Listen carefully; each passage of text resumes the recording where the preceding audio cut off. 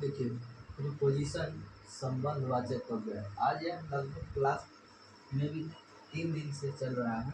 जो पिछले प्रीपोजिशन के आप कुछ देखे होंगे, प्रीपोजिशन के 6 पार्ट्स होते हैं, जिसमें कि 3 पार्ट्स को हम पहले पढ़ा चुके हैं।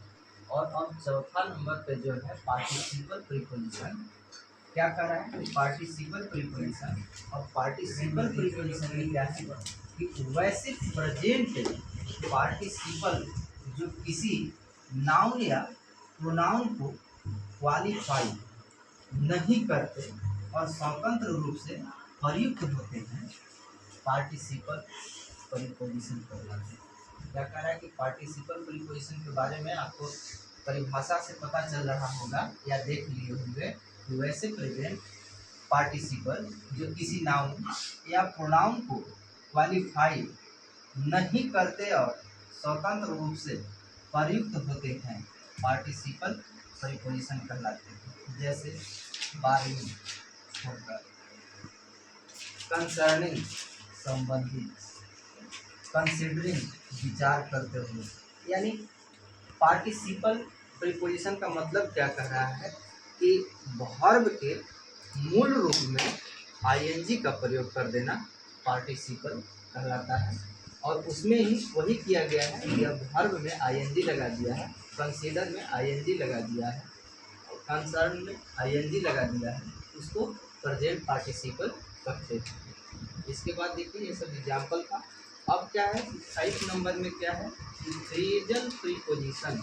आपको पढ़ने से भी पता चल रहा है कि फ्रेजल प्रीपोजिशन क्या है।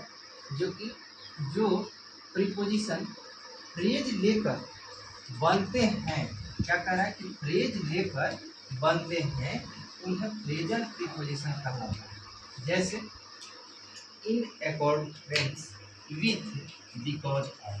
क्या कह रहा है कि ये फ्रेजल वर्ब है, फ्रेज है, जो कि आपको दिखा रहा है प्रीपोजिशन पहले इन लगा हुआ है।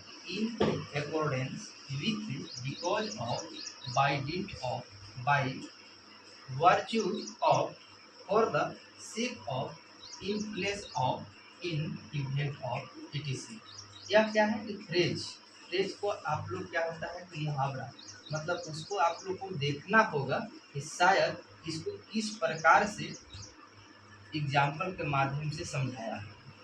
नेक्स्ट में क्या है कि 6 नंबर में डिस्प्यूट प्रीपोजिशन, वैसे प्रीपोजिशन जो छिपे रहते हैं, डिस्प्यूट प्रीपोजिशन कहते हैं।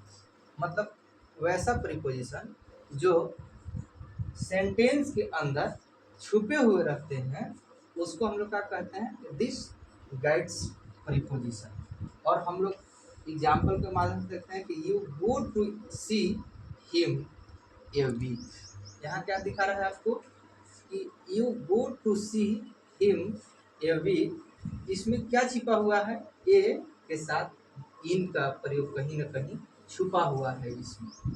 इसके बाद है दूसरा एग्जाम्पल, इट इज 5 o'clock। इसमें क्या है कि 5 o'clock जो इस प्रकार से लिखा हुआ है, इस प्रकार से भी लिखा हुआ होना चाहिए।